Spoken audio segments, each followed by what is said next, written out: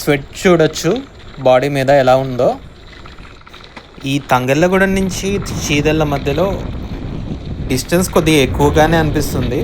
But మొత్తం area అంతా కూడా ఇలా పొలాలతోటే కవరప్ అయింది కాబట్టి చాలా పీస్ఫుల్గానే ఉంది క్లైమేట్. ఇక్కడ మనకు చూసుకుంటే ఎక్కువగా సన్లైట్ లేదు, అలా అని కంప్లీట్గా మబ్బు పట్టి కూడా లేదు.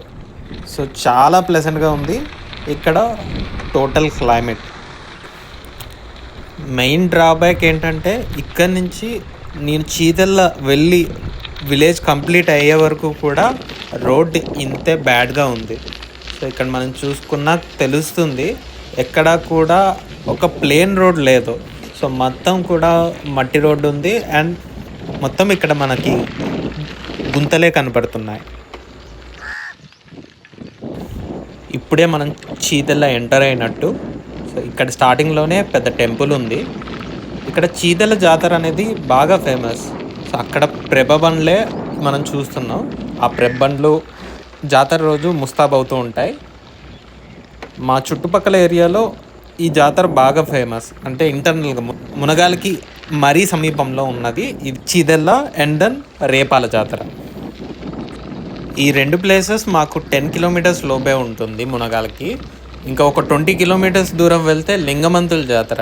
ఇది చాలా ఫేమస్, మన తెలంగాణ స్టేట్లోనే సెకండ్ అన్నమాట.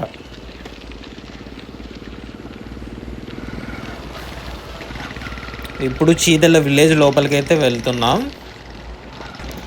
ఇప్పుడు డాగ్స్ చూసాం కదా, ఇలానే స్ట్రీట్ డాగ్స్ ఒక్కటే మెయిన్ మనకు ఒక ఇబ్బంది అనమాట.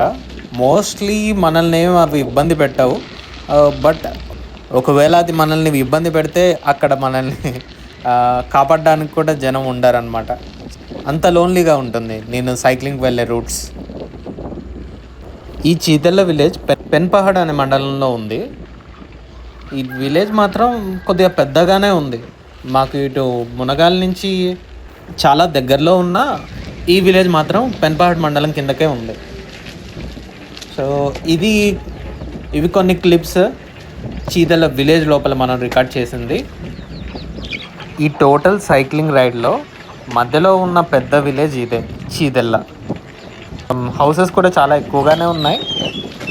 వన్స్ ఈ విలేజ్ క్రాస్ చేశాక మనం తాడువాయి అనే విలేజ్ నుంచి వెళ్తూ హైదరాబాద్ విజయవాడ హైవేని అక్కడ మనం క్యాచ్ చేస్తాం. ఇక్కడ చూస్తే మనకి సన్లైట్ బాగానే కొడుతుంది, హెవీగానే దంచుతుంది.